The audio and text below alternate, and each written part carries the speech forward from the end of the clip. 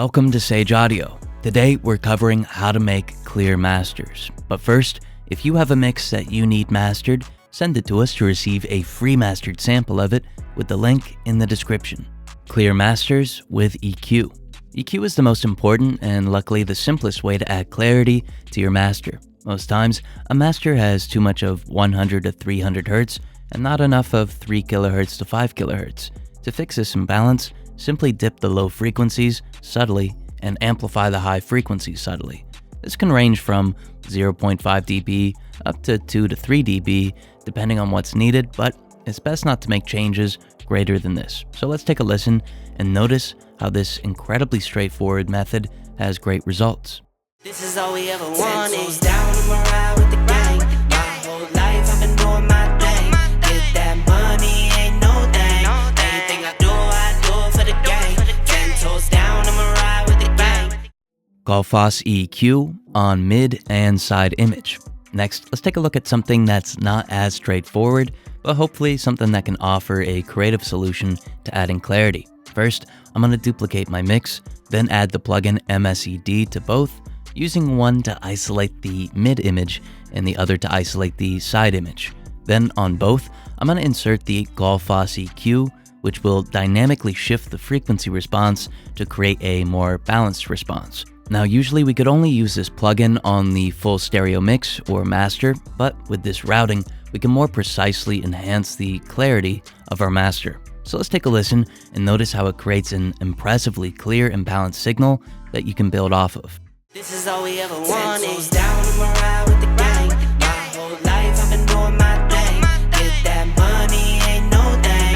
Anything I do for the gang. 10 toes down and morale with the gang. If you're enjoying the video, hit the like button. It helps us bring you more videos. Saturation and master clarity. Saturation can really help or completely hinder your master in regards to clarity. Low frequency saturation is going to emphasize a second ordered harmonic, which is responsible for warmth.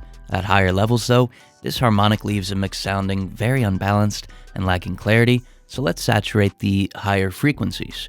This is going to create high ordered harmonics, which will still strengthen the lows due to a psychoacoustic effect, but it's going to result in much greater perceived clarity. So let's take a listen to low frequency saturation and then higher frequency saturation and notice the difference in clarity. This is all we ever wanted. 10 toes down and morale with the gang. My whole life I've been doing my thing. Get that money, ain't no thing. Anything I do for the gang. 10 toes down and morale with the gang. Saturating transients for clarity. If you're using Saturn II, you could set up a modulator, or in this case, an envelope follower, and then adjust it to only trigger when transients occur. If we link the follower to our drive dial, then the distortion is going to be triggered whenever transients occur, meaning that we're saturating transients. Now, most of our quickest transients are going to be in the mids to high mids, meaning that we'll dynamically amplify these aspects, in turn increasing clarity. So let's take a listen and notice how our mix becomes more dynamic and clearer. This is all we ever wanted. 10 toes down and morale with the gang. My whole life I've been doing my thing. Get that money, ain't no thing. Anything I do for the gang. 10 toes down and morale with the gang. Only a small percentage of people that watch our videos are subscribed, so if you're enjoying the video, consider subscribing. It's free and you can always change your mind. Isolating transients in a master. This is another unorthodox method, but hopefully a useful one nonetheless. In short, I'm going to duplicate my master and insert a transient expander on one of the tracks. Then I'll invert the phase of one signal, which is going to cause phase cancellation to everything except what's different about the two signals. So this means that only the effect of the transient expander is going to remain. Then I'll export this isolated transient track and import it back in with my original mix and get rid of both the original transient expander processor and the duplicate phase inverted track. Now I have my original mix and isolated transients which I can blend in or process more. So let's take a listen and consider how this could be used to increase clarity in a master. This is all we ever wanted. 10 toes down and morale with the gang. My whole life I've been doing my thing. Get that money, ain't no thing. Anything I do for the gang. Upward compressing isolated transients. Since isolating the transients in the last chapter was a little bit of work, let's take a look at how we can process these transients for increased master clarity. I'm going to add the Sonics Oxford Inflator to the transient track to increase the detail of the transients from the noise floor up. This is going to greatly increase their detail, which when blended in with the original mix is going to cause even greater clarity. So let's take a listen. This is all we ever wanted. Down the morale with the gang. My whole life I've been doing my thing. Get that money, ain't no thing. Anything I do for the gang. 10 toes down the morale with the gang. Which limiters add clarity?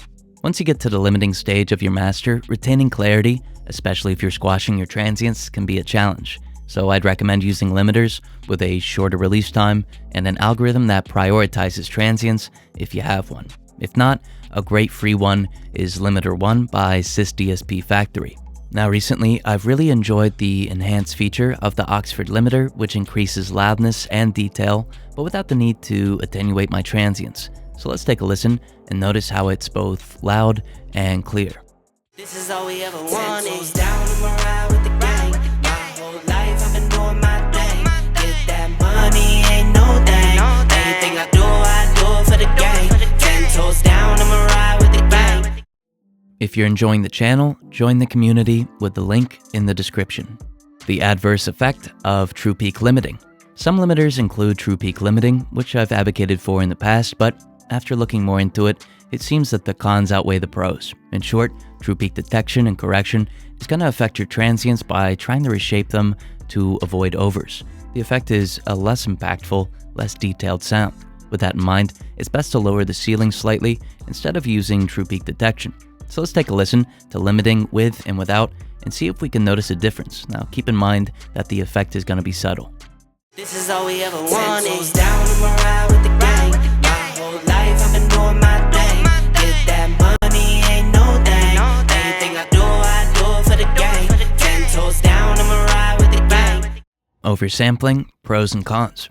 Oversampling also has some pros and cons, but unlike true peak detection, the pros definitely outweigh the cons, especially when considering master clarity.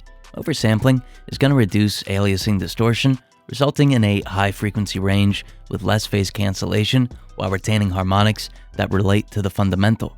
The con is that it causes slight latency, which your DAW will try to compensate for, which is going to very mildly affect your transients, but certainly to a lesser degree than phase cancellation caused by aliasing. So let's take a listen to limiting with and without oversampling, and keep in mind this effect may be even subtler than the last demonstration.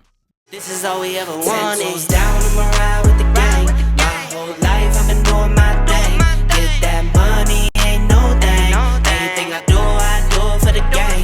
10 toes down the morale with the gang. Avoiding compression altogether. Typically speaking, compressing a master isn't needed, especially if you've added some saturation at some point in the chain. If you find that compression is needed and you want to retain clarity, I'd recommend using a slightly longer attack and a release time of 50 milliseconds. 50 milliseconds is the quickest that you can set the release without causing distortion. But if you don't have any of 20 Hz in your mix, you could reduce that time to between 40 and 30 milliseconds. So let's take a listen to compression and consider if it's actually needed.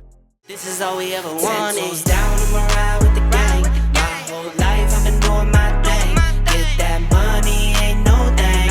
Anything I do for the gang. 10 toes down the morale with the gang. If you have a mix that you need mastered, send it to us to receive a free mastered sample of it with the link in the description. Thank you so much for watching.